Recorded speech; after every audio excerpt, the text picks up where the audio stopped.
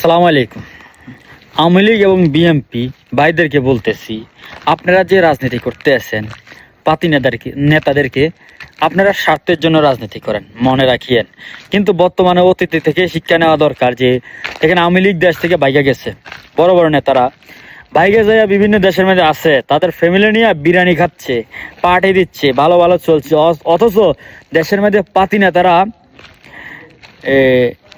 মার খাচ্ছে। কেন মার খাচ্ছে? তাদের কর্মের কারণে, অপকর্ম করে, এই কারণে মার খাচ্ছে। যাদের নেশায় যদি চাঁদাবাজি হয়, দেশটাকে অশান্তি করে, দেশের টাকা চুরি করে, শোনেন ভাই, পাতি নেতা যারা আছেন কোনো স্বার্থের জন্য রাজনীতি করবেন না। শুধু জামায়াতে ইসলাম হচ্ছে ডিফারেন্ট, সবার থেকে আলাদা, যে স্বার্থের জন্য কেউ রাজনীতি করে না। সবাই কর্ম নিয়ে ব্যস্ত, কিন্তু জামায়াতকে পছন্দ করে। প্রত্যেকটা জামায়াতের কর্মী এবং যারা জামায়াতকে ভালোবাসে তারা কোনো স্বার্থে নাই, কোনো চাঁদাবাজের দান্দা নাই, তাদের কোনো ডাকাতি নাই, তাদের কোনো দুই নম্বরই নাই। তো রাজনীতি করেন, চিন্তা ভাবনা করেই করেন।